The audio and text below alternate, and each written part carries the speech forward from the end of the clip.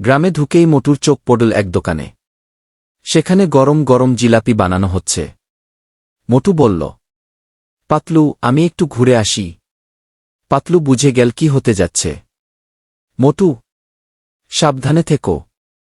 কিন্তু মোটু তখন জিলাপির প্লেট নিয়ে বসে গেছে। ঠিক তখনই গ্রামে এক সমস্যা দেখা দিল। গ্রামের কৃষকরা খুব চিন্তায়।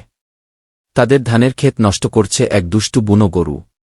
কেউ তাকে সামলাতে পারছে না। গ্রামের প্রধান এসে বললেন, তোমরা তো শহর থেকে এসেছ, একটু সাহায্য করবে?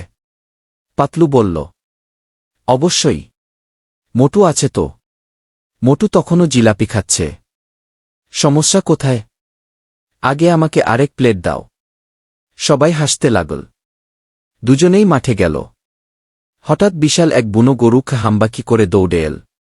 মোটু ভয় পেয়ে দৌড়াতে লাগল। পাতলু চিৎকার করল, মোটু, প্ল্যান করো। মোটু দৌড়াতে দৌড়াতে বলল, আমি তো প্ল্যান করছি, আগে বাঁচি। হঠাৎ মোটুর মাথায় বুদ্ধি এল।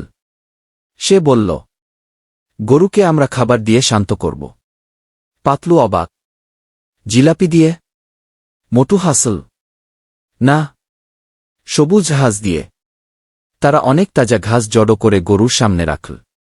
গরু খেতে শুরু করল এবং শান্ত হয়ে গেল। গ্রামের সবাই খুশি। পরদিন সকালে গ্রামে উৎসবের আয়োজন হল। মোটু ও পাতলুকে ফুলের মালা পরানো হল। গ্রামের প্রধান বললেন, তোমরা শুধু শক্তি নয়, বুদ্ধি আর সাহস দেখিয়েছ গু। মোটু হেসে বলল, আর জিলাপির শক্তি। সবাই হেসে উঠল। পাতলু বলল, বন্ধুত্ব আর একসাথে কাজ করলেই সব সমস্যা সমাধান হয় গি। গ্রামের বাচ্চারা তাদের ঘিরে ধরল। মোটু বলল, আমরা আবার আসব। বন্ধুরা, ভিডিওটি ভালো লাগলে লাইক, কমেন্ট, সাবস্ক্রাইব করুন।